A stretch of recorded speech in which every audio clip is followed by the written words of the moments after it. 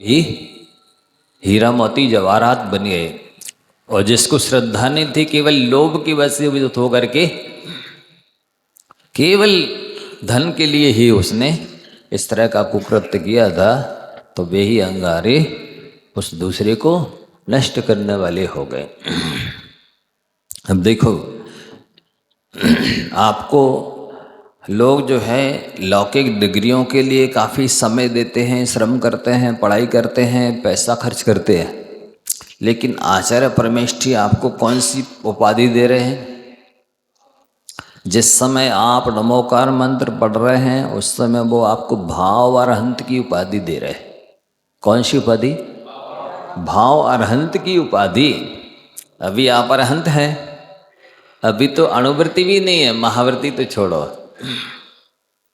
लेकिन इसके बाद भी यदि नमोकार मंत्र आप पढ़ रहे हैं तो वो आपको भाव अरहंत की उपाधि दे रहे हैं।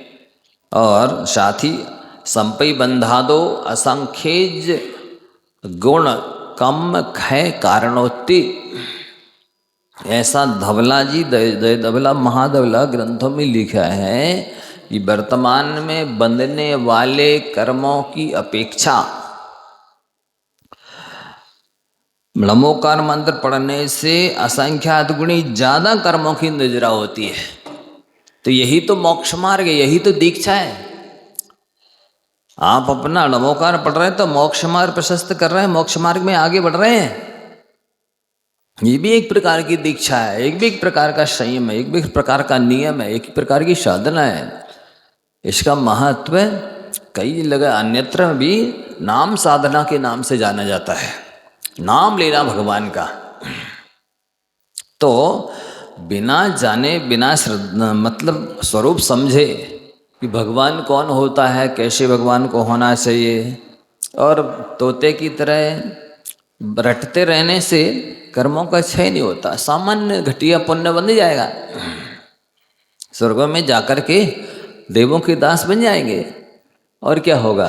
सो जाकर के सूर्य चंद्रमा ग्रह नक्षत्र तारों के विमान खींचते रहेंगे और भोगों में आसक्त होंगे।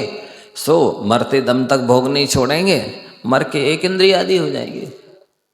ऐसे नाम लेने से कल्याण नहीं होता। यहाँ स्वरूप बताया जा रहा है आपको पहले पंच परमेष्ठी का, ऐसा स्वरूप है, ऐसी महिमा है, इतने गुण हैं, इनका नाम लो, तब आप ज्ञान और श्रद्धान के साथ नाम लेंगे तो कर्मों का क्षय होगा।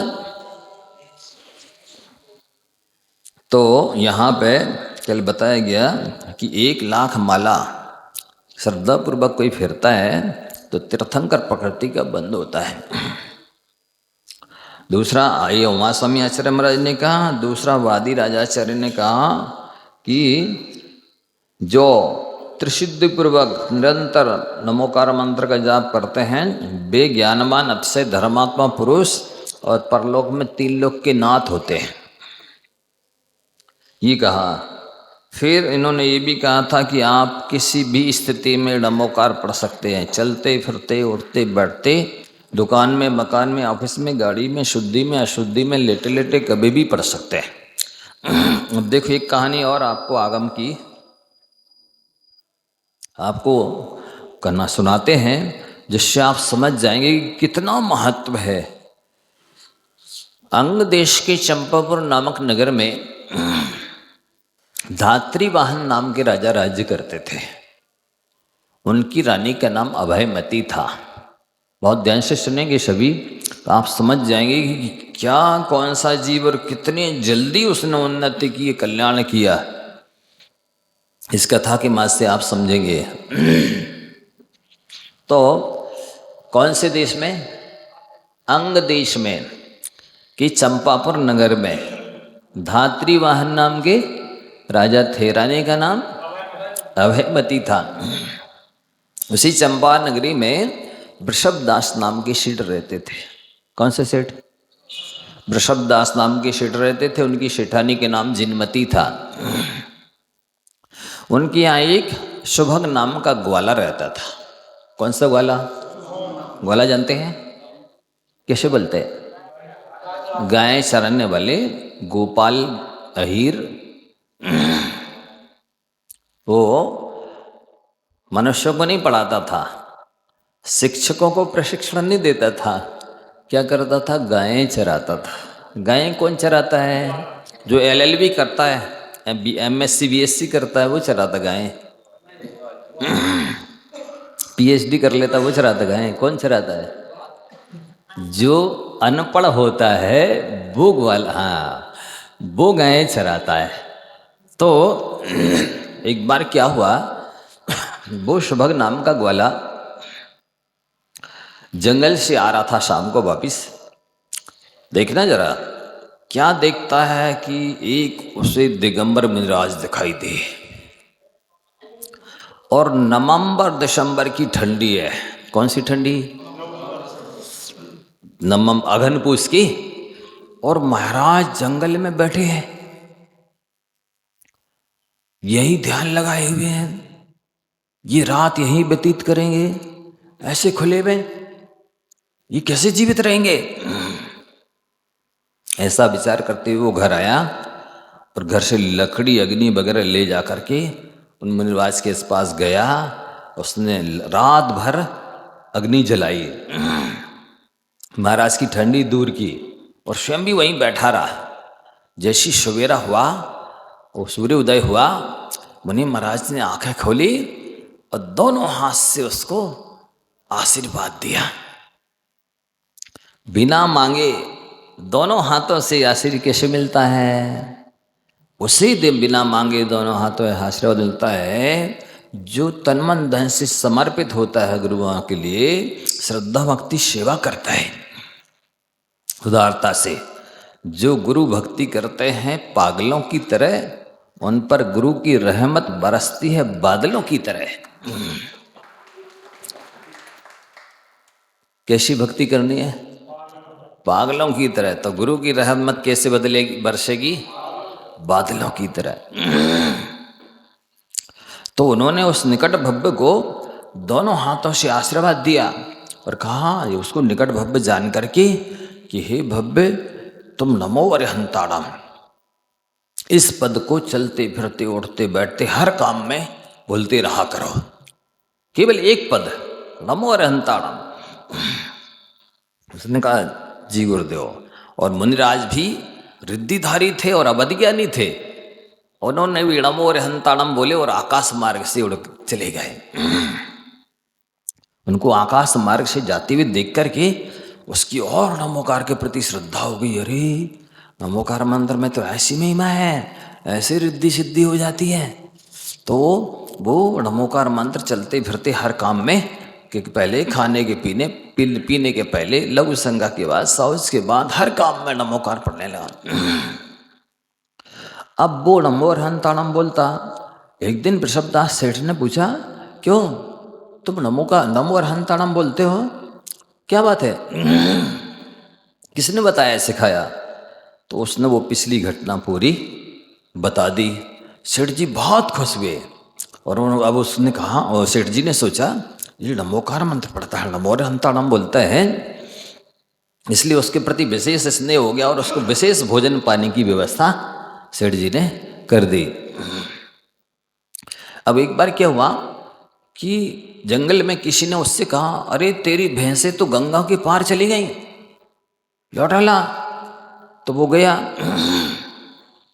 जैसे ही वो गंगा में कूदने लगा तो नमो अरिहंताणम बोले कि कूदा, एक पैनी लकड़ी उसके पेट में ठट गई।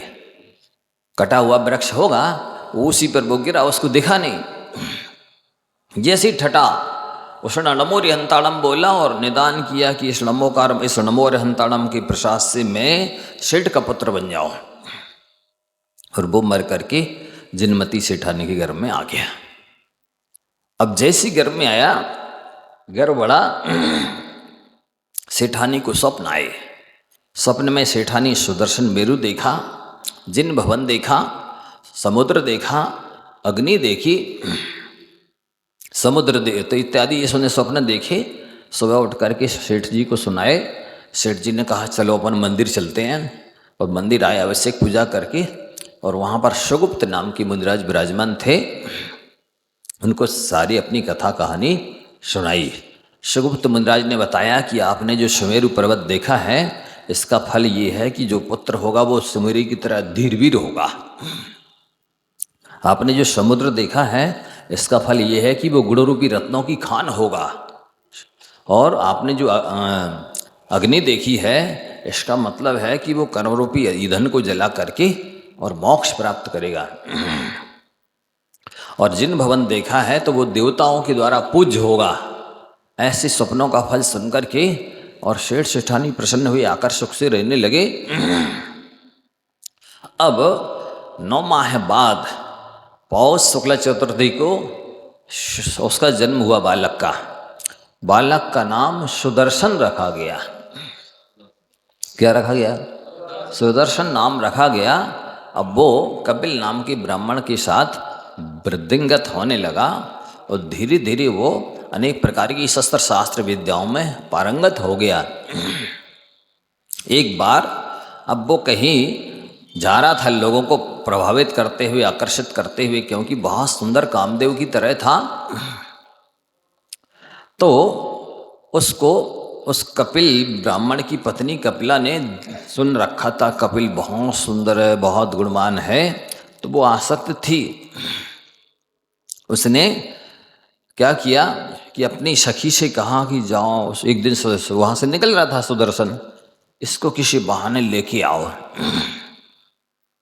उस कपिला की सखी गई और कहा, अरे सुदर्शन, आपका मित्र कपिल कितने अनिष्ट में, कष्ट में पड़ा है, आपने उसकी बात तक नहीं पूछी।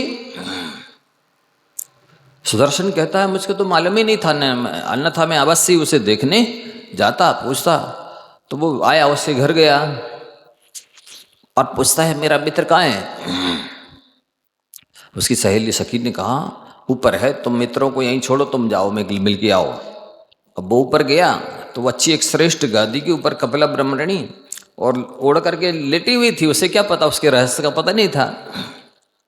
जैसे वो गादी पर बैठा तो उस ब्राह्मणी ने हाथ पकड़ लिया और अपने सीने पर रखते हुए कहा, मैं तुम्हारे संयोग के लिए मर रही हूं, तुम दयालु हो, मेरी रक्षा करो। सेठ सुदर्शन ने कहा, मैं देखने ही में सुंदर हूं, मैं तो नपुंसक हूं, मैं तुम्हारे साथ भोग भोगने में समर्थ नहीं हूं। उसने उसे छोड़ दिया नपुंसक जान करके। वो घर आके रहने लगा आराम से। अब क्या होता है देखिए, उसी चंपा नगरी में एक सागर दत्त नाम के सेठ रहते थे। उनकी सेठानी का नाम सागर सेना था। उन्होंने कहा, यदि मेरे यहाँ पुत्री होगी तो मैं तुम्हारे पुत्र सुदर्शन के साथ उसकी शादी कर दूंगा। तो योग नियोग की बात, पुत्री उत्पन्न हुई, उसका नाम मनोरमा था। अब एक बार फिर कहीं जा रहा था सेठ सुदर्शन, और मनोरमा भी उधर बड़ी हो चुकी थी। वो भी अपने वस्त्राभूषण पहन करके सखियों के साथ में मंदिर जा रही थी। जैसे ही मनोरमा ने सुदर्शन को देखा और सुदर्शन ने मनोरमा को देखा तो सुदर्शन भी कामासक्त हो गया और वो घर आकर के सैया पर लेट गया। माता पिता ने पूछा, क्या हो गया? तो उसने कुछ बताया नहीं। तो उसके मित्र कपिल से पूछा, भाई इसको क्या हुआ? तो उसने कहा, इसने जब से मनोरमा को देखा है तब से ये इस तरह की स्थिति को प्राप्त हो गया है। तो वृषभदास सेठ उस सागर दत्त सेठ के यहाँ जा रहे थे मनोरमा की याचना करने के लिए कि इतने में ही मनोरमा के पिता सागर दत्त स्वयं इनकी वृषभदास के घर आए। सेठ ने पूछा, भाई आपकी शुभागमन का कारण क्या है? तो सागर दत्त ने कहा कि भाई मेरी पुत्री के साथ आप अपने पुत्र की शादी कर दें। उन्हें कहा, ये तो आपने मैंने मन की बात ही कह दी, मैं स्वयं चाह रहा था कि आप अपनी पुत्री की शादी मेरे पुत्र के साथ कर दें, क्योंकि मनोरमा की स्थिति भी वही हुई थी। जब से उसने सुदर्शन को देखा था वो भी कामासक्त हो गई थी और बिस्तर पे जाके लेट गई थी शैया पर। तो उसकी सहेलियों ने बताया उसे कि इसकी स्थिति तब से खराब हुई है जब से इसने सुदर्शन को देखा है। तो उन्होंने अब श्रीधर नाम की ज्योतिषी से विवाह का मुहूर्त पूछा और मुहूर्त दिखवा करके और पौष शुक्ला पंचमी को उनकी शादी हो गई। अब वो सुख से रहने लगे और क्रमशः चल करके उनके एक सुकांत नाम का पुत्र हुआ। सेठ सुदर्शन के पुत्र का नाम सुकांत था। सुकांत को सेठ सुदर्शन ने में अनेक विद्याओं में पारंगत किया। अब हुआ ऐसा, एक दिन फिर सेठ सुदर्शन कहीं जा रहे थे और नहीं, बसंतोत्सव आया। तो बसंतोत्सव के समय में सब लोग यात्रा के लिए जंगल में जा रहे थे। सेठ अभयमती रानी भी पालकी में बैठकर अपनी सखियों के साथ जा रही थी। इधर मनोरमा भी अपने पुत्र सुकांत को लेकर के वो पालकी में बैठ के ये भी जा रही थी। तो अभयमती रानी ने पूछा, ये किसकी महिला है, पत्नी है? तो किसी ने बताया ये सेठ सुदर्शन की पत्नी मनोरमा है, ये उसका पुत्र है सुकांत। तो वो कपिला ब्राह्मणी भी जा रही थी साथ में। बोलती, अरे मैंने तो सुना था कि सुदर्शन सेठ नपुंसक है।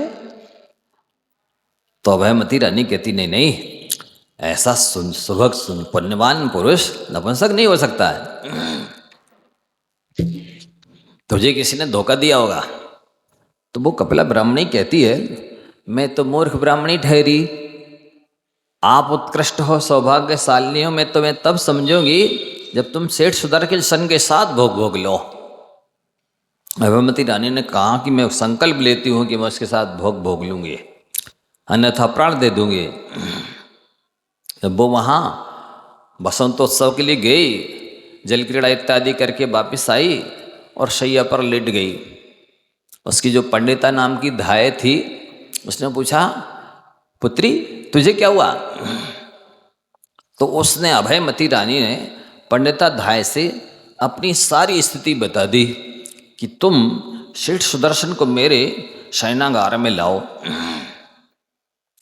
पंडिता धाय बोली, अरे तुमने गलत विचार किया, सेठ सुदर्शन एक पत्नी व्रत का धारी है, एक बात। दूसरी बात, तुम्हारे महल के चारों ओर 7 परकोटे हैं। कितने? उन परकोटों को पार करके अंदर लाना बड़ा असंभव है जैसा है। और तीसरी बात, ऐसा करना उचित भी नहीं है। तो वो बोली, मैं तो मर जाऊंगी, यदि तुम सेठ सुदर्शन को नहीं ला सकती हो तो मेरा जीवित रहना संभव नहीं है। जब उसकी ये जिद देखी रानी की, अभयमती रानी की, तो कपिला ब्राह्मणी ने कहा, चलो निश्चिंत रहो, मैं लेके आऊंगी आवाज से। और वो कुम्हार की यहाँ गई। कौन? पंडिता धाय। और कुम्हार से पुरुष के साइज के, पुरुष की आकृति के 7 पुतले बनवाए। और प्रतिपदा के दिन उसको कंधे पर लेकर के वो रनवास में आधी रात्रि को प्रवेश करने लगी। द्वारपाल ने कहा, ए अंदर मत जाओ। पंडिता धाय बोलती है, क्या मेरे लिए भी रानी के यहाँ जाने के लिए मना है? बोले, हाँ, तू भी नहीं जाएगी रात्रि में। वो जबरदस्ती जाने लगी। उसने धक्का दिया, पकड़ा तो वो गिर पड़ी। तो जो पुतले को कंधे पे लिए थी वो गिरा था, टूट गया। अब वो बनावटी रोने लगी कि देखो, आज रानी साहिबा का उपवास था और उन्हें इस मिट्टी की कामदेव की पूजा करके और अपना उपवास पालना करनी थी, तूने तोड़ दिया। अब मैं सुबह देखती हूँ, तेरे सारे कुटुंब के साथ तुझको नष्ट करवा दूंगी। वो बेचारा द्वारपाल चरणों में गिर गया उसके, नहीं नहीं, मुझे क्षमा कर दे एक बार, अब मैं कभी भी तुझे नहीं रोकूंगी। ऐसे करके 7 दिन में उसने 7 द्वारपालों को अपनी मुट्ठी में ले लिया। अष्टमी के दिन सेठ सुदर्शन का उपवास था। रात के दिन वो रात में शमशान में जाकर के ध्यान कर रहे थे। ये पंडिता धाय जाकर बोली, अरे सेठ सुदर्शन, तुम बहुत सौभाग्यशाली हो, रानी साहिबा तुम्हें चाहती है, चलो तुम उनके साथ भोगो। सेठ तो ध्यान में बैठे, उनको कोई मतलब नहीं।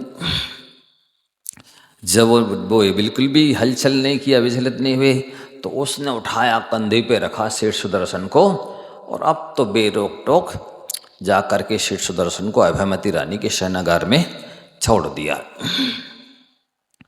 अब रात भर अभयमती रानी ने स्त्री सुलभ कामोद्दीपक चेष्टाएं की, पूरी ताकत लगा ली, लेकिन सेठ सुदर्शन को विचलित करने में सक्षम नहीं हुई।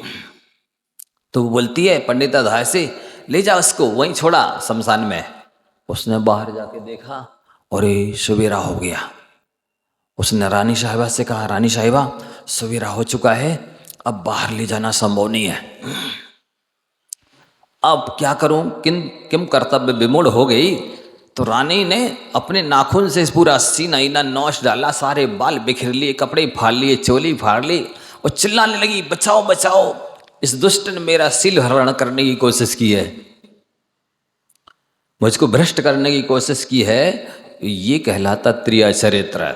और जैसी चिल्लाई तो लोग दौड़े द्वारपाल, क्या हो गया क्या हो गया। देखा सारी स्थिति, सेठ तो घुसा हुआ अंदर है। जाके राजा से शिकायत की कि राजन, सेठ सुदर्शन ने तो अकृत्य किया है, खोटा कार्य किया है, ऐसा ऐसा किया है। राजा ने बिना सोचे विचारे आदेश दे दिया, जाओ सेठ सुदर्शन को ले जाओ शमशान में और जान से मार डालो। तो द्वारपालों को तो आज्ञा की जरूरत होती है। आज्ञा जैसे ही मिली तो उसके बाल पकड़ करके घसीटते हुए शमशान में ले गए। शमशान में ले गए तो जैसे ही बिठाला उसको, वो तो नमोकार मंत्र पढ़ते रहे और ली तलवार, जैसे ही चलाई गर्दन पर, तलवार फूलों की माला बन गई। जितने भी बार किए गए वे सारे के सारे फूल की माला बनते गए, फूलों की वर्षा होती गई। ये समाचार राजा को मिला, धात्री वाहन को। राजा ने कहा, इसने तो तंत्र मंत्र से मतलब कुछ किया है। और उसी समय यक्ष का सिंहासन हिला, तो यक्ष ने आकर के उन सारे उनके राजा के जो कर्मचारी वर्कर थे, सैनिक थे, सबको किलित कर दिया। जो मारने आए थे किलित कर दिया। राजा को पता चला तो और सेना भेजी, उस यक्ष ने उन सबको किलित कर दिया। अब क्या था, राजा स्वयं पूरी सेना लेकर, शक्ति लेकर, अस्त्र शस्त्र सब बल लेकर के आया और उस यक्ष से युद्ध करने लगा। तो यक्ष भी पूरी विक्रिया से सेना बना के युद्ध करने लगा। बहुत देर तक राजा धात्रीवाहन का और यक्ष का युद्ध हुआ। उसने फिर कहा, देख मैं देव हूं, तुम मुझसे पंगा मत ले। धात्रीवाहन राजा कहता है, तुम देव होते क्या हुआ, क्या देवता मनुष्यों के दास नहीं होते, तुम मेरे साथ युद्ध करो, मेरा पौरुष देखो। और युद्ध हुआ, घमासान युद्ध हुआ। फिर विक्रिया से हाथी पर चढ़ कर के आया राजा, वो यक्ष। तो धात्रीवाहन राजा ने यक्ष के हाथी को घायल कर दिया। दूसरे हाथी पर चढ़ कर के आया, उसको घायल कर दिया। इसके बाद में यक्ष ने राजा के हाथी को घायल कर दिया। फिर वो रथ पर चढ़ के आए। बहुत देर तक रथों पे चढ़कर लड़ाई हुई, फिर भी विजय नहीं हुई एक दूसरे की। अब वो जमीन में आ गया यक्ष, जब उसके रथ तोड़ दिया राजा ने। जमीन में आया तो 1 का 2 हो गया, 2 का 4 हो गया, 4 के 8 हो गए। पूरा जो भूमि युद्ध भूमि बन गई और सारे वही दिखे। अब राजा एकदम घबरा गया, अब नहीं जीत पाऊंगा मैं। तो भागने लगा, भैया मैं तो दीक्षा लेने जा रहा हूँ। वो यक्ष उसके पीछे पीछे हो गया कि तुमको छोड़ेंगे नहीं हम। जिनालय में घुसा, लेकिन यक्ष ने कहा, तुम जहाँ सेठ सुदर्शन विराजे हैं उनके पास चलो, उनकी शरण में पहुँचो, उनसे क्षमा मांगो तो छोड़ेंगे हम। तो वहीं गया, सेठ जी बचाओ बचाओ बचाओ। तुरंत सेठ ने आगे खोली और दोनों हाथों से रोकते हुए कहा, भाई क्या कर रहे हो, कौन हो तुम? उसने कहा, मैं यक्ष हूँ। सारी घटना सुनाई और राजा से अभयमती रानी की दुष्कृत्य की सारी घटना सुना दी। राजा ने कहा, वो तो अनिष्ट हो गया, मैंने तो अज्ञान से ऐसा कर दिया। मैं तो अपराधी से सेठ सुदर्शन को समझ रहा था, अपराधिनी तो मेरी पत्नी रानी है अभयमती। और उसको जैसी खबर लगी कि यक्ष ने सारी घटना बता दी है, तो उसने वृक्ष पर फांसी लगा करके जान दे दी। अभयमती रानी फांसी लगा करके मर गई। मर करके वो बेंतरी हुई पटना में। अब इधर राजा धात्रीवाहन ने हाथ जोड़े, सेठ सुदर्शन से कहा, भाई मुझसे गलती हो गई, मैंने अज्ञान से तुम्हें कष्ट दिया है, तुम क्षमा करो मुझे। और एक काम करो, आधा राज्य आप ले लो, आधा राज्य मैं ले करूँगा, आधा तुम स्वीकारो और मुझे क्षमा कर दो। सेठ सुदर्शन बोलते हैं कि मुझको जब शमशान ले जाया जा रहा था बाल पकड़ के घसीट करके, तभी मैंने संकल्प कर लिया था कि यदि बचूंगा तो मुनि दीक्षा ले लूँगा, इसलिए अब मैं राज्य स्वीकार नहीं करूँगा, मैं तो दीक्षा लेने जा रहा हूँ। और दीक्षा ले वो जिनालय में गए, वहाँ पर समाधि गुप्त नाम के मुनिराज विराजमान थे। उसके पहले ही सेठ सुदर्शन के पिता वृषभदास भी दीक्षा लेकर के माता पिता दोनों समाधिस्थ होकर स्वर्गस्थ हो गए थे। अब यहाँ सेठ सुदर्शन ने भी जाकर के मुनि दीक्षा ले ली। मुनि दीक्षा ली तो राजा धात्रीवाहन ने भी अपने पुत्र को राज्य दिया। सेठ सुदर्शन ने अपने पुत्र को अपना कर्तव्य संभाला, राजा को सौंपा, और राजा ने रानी ने दीक्षा ले ली। और वहाँ पर वो सब बहुत पूरा परिवार दीक्षित हो गया, रनवास दीक्षित हो गया। इसके बाद में वहीं पारणा हुई। फिर इसके बाद में सेठ सुदर्शन मुनिराज अब मुनिराज बन गए। मुनिराज सुदर्शन अध्ययन करते हुए अनेक शास्त्रों में पारंगत होकर के गुरु की आज्ञा से एकल विहारी हो गए। अनेक तीर्थों की वंदना करते हुए वो पटना पहुँचे। वहाँ वो पंडिता धाय भी भाग करके पटना पहुँच गई थी देवदत्ता वेश्या के यहाँ। तो उसने पंडिता धाय ने देवदत्ता वेश्या को सारी घटना सुना दी थी। तो वो देवदत्ता वेश्या बोलती है कि वो कपला ब्राह्मणी मूर्ख होगी और अभयमती रानी मूर्ख होगी। मैं जिस दिन देखूंगी सुदर्शन मुनिराज को अवश्य भ्रष्ट करूंगी तब से। अब जैसे ये मुनिराज तीर्थों की वंदना करते करते पटना पहुंचे और आहार के लिए निकले, उस देवदत्ता वेश्या ने अपनी सहेली सखी के द्वारा पड़गाहन करवा लिया उनका। मुनिराज सुदर्शन को क्या मालूम, जैसे ही वो ले गई अंदर शयनागार में और कहने लगी, हे सुभग, तुम्हारे अभी खेलने खाने के दिन है, मैंने बहुत पैसा कमाया है, तो वो सारा पैसा लो और मेरे साथ भोग भोगो। सेठ सुदर्शन ने कहा, देखो ये शरीर नश्वर है, वात पित्त कफ का से टिका हुआ है, यदि इसे भोगों में लगाया जाता है तो परलोक बिगड़ जाता है, और यदि इसे तपस्या में धर्म में लगाया जाता है तो परलोक सुधर जाता है। इसलिए शरीर को पाकर के भोग नहीं भोगने चाहिए, त्याग तप करना चाहिए, धर्म धारण करना चाहिए। देवदत्ता वेश्या को धर्म का उपदेश सिर के ऊपर से चला गया। उसने तो कुछ नहीं मानी। तो 3 दिन तक जबरदस्ती सेनागार में शैया के ऊपर बिठा दिया, और जितनी भी कुछ चेष्टाएँ हो सकती थी, राग कामोद्दीपक राग मिश्रित सारी चेष्टाएँ कुचेष्टाएँ की। सेठ मुनिराज सुदर्शन जरा भी विचलित नहीं हुए। तो कहा, इसको जाओ शमशान में छोड़ाओ। जैसे भी शमशान में जाके छोड़ा, बैठे ध्यान में कि उधर से एक देवी व्यंत्री, वही अभयमती रानी का जीव विमान से कहीं जा रही थी। उसने देखा, अरे उसका विमान अटक गया। होता क्या है, मुनिराज श्रेष्ठ मुनिराजों के ऊपर से, रिद्धिधारी मुनिराजों के ऊपर से यदि कोई विमान निकले तो वो अटक जाता है, लांग नहीं सकता उनको। रुक गया उसका विमान। नीचे आई, देखो और ये तो वही सेठ सुदर्शन है।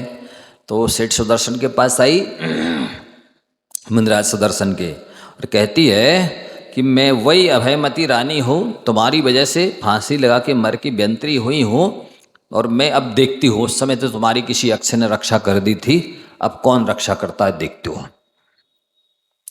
और वो अनेक तरह का उपसर्ग मुनिराज सुदर्शन के ऊपर करने लगी। फिर वो यक्ष आया, उसका सिंहासन हिला, तो उसने उस उपसर्ग को दूर किया। तो वो व्यंत्री उसी यक्ष के साथ युद्ध करने लगी। 7 दिन तक घोर युद्ध हुआ उस व्यंत्री का और यक्ष का। अंत में व्यंत्री परास्त हो गई और मुनिराज को केवल ज्ञान हो गया। पटना गुलजार बाग में सेठ सुदर्शन जो मुनिराज बन गए थे, वो केवल ज्ञान हुआ। इस सत्सय को देखकर व्यंत्री को भी सम्यक दर्शन हो गया। देवदत्ता वेश्या ने भी आर्य का दीक्षा ले ली, पंडिता धाय ने भी आर्य का दीक्षा ले ली। और बहुत सारे लोगों ने दीक्षा ले ली। देखा कि धर्म का महात्म्य देखो, शील का महात्म्य देखो, नमोकार मंत्र की महिमा देखो। आप समझ रहे हैं ना, सुन रहे हैं? ये सुदर्शन चरित्र सुना दिया मैंने आपको संक्षेप में थोड़े समय में। एक सुभग नाम का ग्वाला, पशु ढोर चराने वाला, जिसने कोई धर्मशास्त्र नहीं पढ़े थे, कोई साधुओं को आहार नहीं दिया था, सत्संगति नहीं की थी, केवल मुनिराज की सेवा की थी। अब देखिए, मुनिराज की सेवा से उसने ऐसा पुण्य बांधा कि उन्होंने खुश होकर के दोनों हाथों से आशीर्वाद दिया और नमोकार मंत्र का केवल नमो अरहंताड़म एक पद के प्रभाव से अगले ही जन्म में वो सेठ सुदर्शन बन गया। एक भवातारी, समझ रहे हैं? एक ग्वाला नमोकार मंत्र के अरहंताड़म, इस नमो अरहंताड़म के प्रभाव से एक भवातारी बन सकता है। और इतना उसने पुण्य कमाया साधु की सेवा करके, नमोकार मंत्र पढ़ के, नमो अरहंताड़म बोल करके। कामदेव जैसा सुंदर था, ठाट वाट पाया। और देखिए, उसको ना कपिला ब्राह्मणी भ्रष्ट कर पाई, इतना शीलवान हुआ उस महामंत्र के प्रभाव से। ना अभयमती रानी भ्रष्ट कर पाई, ना देवदत्ता वेश्या भ्रष्ट कर पाई, और ना ही वो वेंत्री 7 दिन तक उपसर्ग करके भी विचलित नहीं कर सकी। ये है महामंत्र की महिमा। सुन रहे आप लोग? एक ग्वाला नमोकार मंत्र के प्रभाव से एक भवातारी बन जाए, अपना आत्मकल्याण कर ले, और जिनको जन्म से महामंत्र मिला है, पंच परमेष्टि की शरण मिली है, उच्च कुल मिला है, धर्म का उपदेश मिला है, साधु संतों की संगति मिली है, और वे उस महामंत्र के प्रभाव से अपना कल्याण न कर पाए, तो वे इस ग्वाले से गए बीते हैं। और धिक्कार है ऐसे लोगों को कि शास्त्रों में लिखा है, ये पौराणिक कथा है, ये मेरा चिंतन नहीं है। फिर जो पूरा नमोकार मंत्र श्रद्धा विशुद्धि एकाग्रता से जपेंगे, वे अनेक गुणों को, यश को और कल्याण के पात्र क्यों नहीं होंगे। इसलिए अभी तक मैंने 2-3 ग्वालों की कहानी सुनाई आपको, कुत्ते की कहानी सुनाई। कुत्ता जैसा जीव यक्षेंद्र बन जाए और मनुष्य होकर आप नारकी बन जाओ, पशु बन जाओ, तो उस कुत्ते से भी गए भी तो नहीं कहलाए। कुत्ते से गए भी तो नहीं कहलाए कि वो अपना कल्याण कर ले नमोकार के माध्यम से। अब आलसी नास्तिक बने, प्रमादी बने, हमें तो याद ही नहीं रहती मशीन पहनने की, हम तो ऐसे ही पढ़ते रहते। ऐसा कोई नहीं पढ़ सकता, क्योंकि संसार में इतने सारे स्त्री पुरुष हैं, इतने निमित्र हैं कि जिसको देखोगे उसी के बारे में सोचने लग जाओगे, नमोकार भूल ही जाओगे। और हाथ में काउंटिंग मशीन रहेगी तो अपने आप वो हरदम नमोकार की याद दिलाएगी आपको। इसलिए कुत्ते का दृष्टांत याद रखना, 3 ग्वालों का दृष्टांत याद रखना, बकरे का दृष्टांत याद रखना, नाग नागिन 6 दृष्टांत हो गए। और कौन दिया? हाँ, बैल का दृष्टांत। अब देखो बैल का दृष्टांत कैसा था, देखो अद्भुत। उसको आपको बाद में बताएंगे, अभी थोड़ा इसमें और दिया है, उसको सुनो। इतने दृष्टांत आपको हम सुनाएंगे कि आप समझ जाएंगे। और देखो रामचंद्र जी ने, आपको मालूम है, राम लक्ष्मण सीता जब वनवास में थे और क्या हो रहा था, कुटिया बना करके निवास कर रहे थे। और एक दिन शुद्ध भोजन बनाते ही थे, शुद्ध भोजन बनाते थे। भोजन बना, सीता कहने लगी कि काश मुनिराज का पड़गाहन मिल जाता तो कितना अच्छा होता, फिर अपन भोजन करते। रामचंद्र जी कहते हैं, पगली हो, इस जंगल में मुनिराज कहाँ से आएंगे? नहीं नहीं, मेरी तीव्र इच्छा है कि साधुओं का पड़गाहन होता तो अच्छा होता। और वो कलश लेके आ गई और कहती, देखो देखो देखो वो आ रहे। रामचंद्र जी ने देखा कि दिमाग खराब तो नहीं हो गया। देखा बाकी में सुगुप्ती नाम के 2 चरणधारी मुनिराज अवधि ज्ञानी कांतारचर्या का नियम लेकर के आ रहे थे। कि जंगल में आहार मिलेगा तो करेंगे, अन्यथा उपवास कर लेंगे। राके खड़े हो गए और दोनों मुनिराजा को नौदा भक्ति से पड़गहन करके आहार दे रहे थे। और वो आहार एक वृक्ष पर बैठा गिद्ध जीव, गिद्ध जानते गिद्ध मांसाहारी होता है, वो बैठा देख रहा था। जैसे ही मुनिराजाओं को देखा तो उसको जाति स्मरण हो गया। अरे ऐसे ही मुनिराजाओं को मैंने, वो दंडक वन की बात है, पहले बहुत भव, असंख्यात भव पहले मैं, वो गिद्ध का जीव, दंडक नाम का राजा था और मैंने 500 दिगंबर मुनिराजों को घानी में पिलवा दिया था। एक मुनिराज आहार करने गए थे, वे बच गए थे, वो भी वहीं आ रहे थे। तो किसी ने कहा अरे वहाँ मत जाओ महाराज जी, वो राजा दंडक राजा बहुत दुष्ट है, मुनिराजों को घानी में पिलवा रहा है। उन मुनिराज को रिद्धि थी, शुभ तेजस रिद्धि थी, और उनको सुन करके अरे मुनिराजों के ऊपर ऐसा उपसर्ग हो रहा है, इतना दुष्ट है राजा। और उनको गुस्सा आया तो बाएं कंधे से अशुभ तेजस पुतला निकला। तो उस दंडक राजा की दंडक राज्य को पूरा जला करके उसने दंडक वन बना दिया, भस्म कर दिया पूरा। वो नगर वन बन गया। वो राजा मर करके सप्तम नरक गया, वहां से निकला राघव मच्छ बना, फिर दोबारा फिर सप्तम नरक गया। 2 बार 33 सागर की बचना तीत कष्ट सहे। वहां से निकल करके असंख्यात स्थावर योनियों में भटकता रहा, दुख उठाता रहा। इसके बाद वो गिद्ध पक्षी बना, मांसाहारी। उसको याद आ गया कि अरे ऐसे ही दिगंबर मुनिराजों को मैंने दंडक राजा की अवस्था में घानी में पिलवाया था, मुझसे बहुत बड़ी गलती हो गई। तो अब उसको घोर पश्चाताप होने लगा कि नहीं इन मुनिराजों को मुझे नहीं पिलवाना चाहिए था घानी में, मैंने बहुत भारी पाप किया। और धड़ाम से गिरा नीचे। रविशरण आचार्य महाराज लिखते हैं पद्म पुराण में कि ऐसी आवाज हुई कि उस जंगल के शेर, हाथी इत्यादि डर कर भाग गए। और वो आके जो मुनिराज के पाद प्रक्षालन का जल गंधोदक था, वो अच्छे स्थान पर रखा हुआ था बाहर।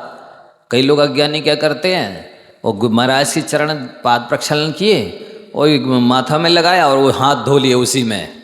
आप लोग शांति धारा करते हैं, गंधोदक लगा के उसी में हाथ धो लेते, गंधोदक में। तो मुनिराज के गंधोदक में धोना चाहिए हाथ। मुनिराज का गंधोदक ऐसी जमीन में रख देना चाहिए या उसी चौकी के नीचे खिसका देना चाहिए। पंच परमेष्ठी बराबर है, ये गंधोदक है, पूज्य है, ये अनेक रोग शोक को हरने वाला है। इसको बिना इससे उच्च स्थान पर रखना चाहिए। जहाँ की कोने में डाल दिया या नीचे चौकी के नीचे खिसका दिया, उसी में हाथ धो लिए, ये अभिनय कहलाती है। वो रामचंद्र जी ने बिना इसे बाहर चौकी पर रख दिया था। सो वो जटायु पक्षी धड़ाम से आके उसमें लौटने लगा। सीता ने बहुत भगाने की कोशिश की, कैसे ढीठ है ये, देखो गंधोदक को अशुद्ध किए दे रहा, गिरा दे रहा है। वो काहे को मानने वाला लौट गया, उसका पूरा शरीर सोने जैसा चमकने लगा और चोंच मूंगा की तरह और उसके पंजे मूंगे की तरह चमचमाने लगे। देख करके आश्चर्यान्वित हो गई कि क्या है ये मामला। मुनिराज ने अंतराय नहीं किया कि अरे मांसाहारी पक्षी आ गया अंतराय करो, नहीं किया। आहार संपन्न हुआ सानंद। आहार के बाद एक सलातल पर बाहर विराजमान हो गए रामचंद्र जी के निवेदन करने पर। और जैसे ही विराजमान हुए तो रामचंद्र जी ने, सीता ने पूछा कि भगवान ये क्या है, ये पक्षी इस तरह से क्या इसकी कहानी है। देखो ये आपकी गंधोदक में लौट गया तो इसका शरीर सुनहरा हो गया और चोंच और पंजे मूंगा की तरह हो गए। वो अब अधिज्ञान महाराज थे, रिद्धिधारी भी थे। उन्होंने कहा ये असंख्यात भव पहले इसी दंडक वन का दंडक नाम का राजा था, इसने 500 मुनियों को घानी में पिलवाया था। एक मुनिराज जो आहार करने आए थे उनको सुनकर के खेद हुआ, तो खेद से बाएं कंधे से अशुभ तेजस पुतला निकला और उसने इसको जलाकर दंडक वन बना दिया। ये राजा था, मरकर सप्तम नरक गया वहाँ से निकला, राघव मच्छ बना, फिर जंतुओं को खाया, फिर मर गए, सप्तम नरक गया, फिर 33 सागर तक कष्ट भोगते भोगते भोगते कर्म नहीं कटे, असंख्यात स्थावर योनियों में कष्ट उठाए। उसके बाद ये गिद्ध पक्षी बना है। आज इसे हम लोगों को देख करके, मुनि राजाओं को देख करके और जाति से बड़ा हो गया है। इसको खेद हो रहा है, पश्चाताप हो रहा है कि मैंने गलत किया था ये मुनि राजाओं को घानी में पिलवा करके, और आज ये पश्चाताप से देखो आंसू बहा रहा है, रो रहा है। और अब इसको हम लोग को देख करके सम्यक दर्शन हो गया, धर्म के प्रति श्रद्धा हो गई है। मुनिराज ने उसे धर्मोपदेश दिया, उसने अणुव्रत ग्रहण कर लिए। सोचिए, एक मांसाहारी गिद्ध पक्षी मुनिराज का धर्मोपदेश सुने, उनकी आहार देखे और देखकर सम्यक दृष्टि बन जाए, और अणुव्रत ले ले धर्मोपदेश सुन करके, और मनुष्य देख करके ये सम्यक दृष्टि ना बने, ये अणुव्रति ना बने, इन्हें ये अपना कल्याण ना करें, तो उस गिद्ध से भी गए भी तो नहीं है।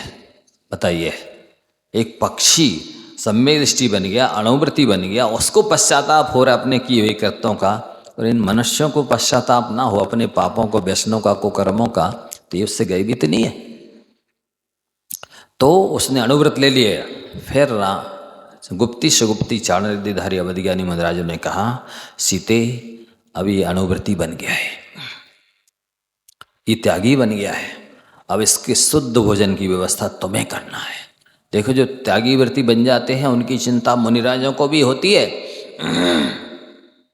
सीता ने कहा, जो आज्ञा गुरुदेव। गुरुओं की आज्ञा टालने से नीच गोत्र का बंध होता है। किसका बंध होता? और नीच गोत्री जी मालूम कितने हैं? 62 लाख योनि के त्रियंच गति के और 4 लाख योनि के नरक गति के, ये सब नीच गोत्री हैं। मनुष्यों में भी नीच गोत्री होते हैं। गुरु की आज्ञा नहीं मानने से इन 66 लाख में और मनुष्य गति की नीच गोत्रियों में जन्म लेना पड़ता है। इसलिए कभी कोई गुरु आज्ञा दें तो जो आज्ञा गुरुदेव ऐसा बोलना, बस आप तो आशीर्वाद दीजिए कि हम आपकी आज्ञा का पालन कर सके, शक्ति आ सके हमारे अंदर। हमें ऐसा ना हो कि हम आपकी आज्ञा का उल्लंघन करके, पाप का बंध करके दुर्गतियों में जाएं। आप कृपा करके आशीर्वाद दीजिए, चाहे तन मन धन लग जाए, चाहे प्राण चले जाएं, हम आपकी आज्ञा का उल्लंघन नहीं करेंगे, हम पालन अवश्य करेंगे, आप तो आशीर्वाद दीजिए। सीता ने कहा, जो आज्ञा गुरुदेव। उस दिन से शुद्ध उसको भोजन कराने लगे। अब वो सुबह शाम भजन आरती पूजन जब भी करते राम लक्ष्मण सीता, तो वो जटायु पक्षी नृत्य करता और उनके साथ में ही भजन आरती करता और साथ साथ विहार करता और शुद्ध भोजन करता। एक दिन वो समय हो गया है, अब इसकी आगे की कहानी जो शेष रह गई है वो आगे बताई जाएगी, क्योंकि समय अभी हो गया है। आप इतना मान के चलिए, महामंत्र की महिमा बचनों की अगोचर है। हम तो क्या, सुरगुरु बृहस्पति भी नहीं कह सकता। सुरगुरु बृहस्पति तो क्या, साक्षात केवली श्रुत केवली भी नहीं कह सकते, गणधर देव भी नहीं कह सकते। इतनी महिमा है महामंत्र की, आप सबको सुनाई जा रही है। यदि पता होती कि कर्मबंध 24 घंटे 12 महीने होता है, जब से संसार में है, जब तक संसार में रहोगे तब तक होगा, तो आप भगवान का नाम लेते। जब कंधे पर किसी की अर्थी रखते तब नहीं बोलते राम नाम सत्य है, भगवान का नाम सत्य है। भगवान का नाम सत्य है तो जीवन भर ले ना। अब कंधे पे जो अर्थी रखी, क्या उसको सुना रहे हो? उसकी आत्मा तो निकल के जा चुकी है।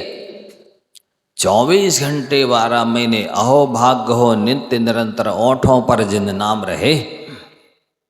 आचार्य महाराज ने लिखा है भक्ति में, अहो भाग्य है कि नित्य निरंतर 8 याम ओठों पर भगवान का नाम रहे। तो 24 घंटे नमोकार पढ़ना चाहिए। ऐसा हमारा आप सबसे कहना है। जिनने अभी भी नहीं लिया हो नियम, 1-1 लाख माला का नियम ले लेना, काउंटिंग मशीन लेना। और यदि इसको अब नहीं सुनना हम, तो कल से दूसरा विषय चालू कर देते हैं सुनाना। सुनना है ना? हाँ, तो श्रद्धा से सुनो, इसकी महिमा बहुत है। ये लिख रहे हैं कि पूरे जिन शासन का सार है ये नमोकार, इसलिए इसको हर स्थिति में पढ़ने के लिए आचार्यों की आज्ञा है। 24 घंटे 12 महीने शुद्धि अशुद्धि में लेटे लेटे पढ़ सकते हो, और इतना सरल धर्म है जो पुण्य कमाना है, असंख्यात गुणी कर्म नजरा का कारण है। ये भी मोक्ष मार्ग है, ये भी दीक्षा है, ये भी साधना है, ये भी संयम है, ये अनुष्ठान है, ये हवन है, यज्ञ है, ये विधान है।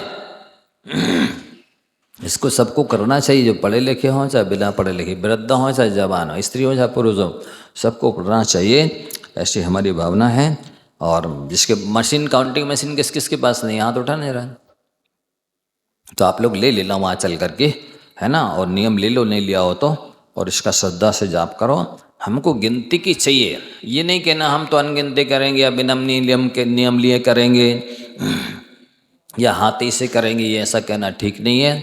आप गुरु की आज्ञा मानिए, नियम लीजिए, काउंटिंग मशीन पहनिए, गिन कर करिए, रोज़ लिख दिया करें। इसमें कोरे कागज़ भी हैं, तारीख भी डली है, तो आप इसमें चाहें मशीन में जितनी काउंटिंग आ जाती है 2 अक्षर लिख दें, 10,000 पड़े तो 10 लिख के हा लिख के बिंदी रख दी, 8,000 5,000 जितने पड़े लिखते जाए। 1 करोड़ 8 लाख मंत्र चाहिए, 1 लाख माला में हो जाएंगे, आपका कल्याण नियम से होगा, ऐसी हमारी भावना है। जा वाणी के ज्ञान ते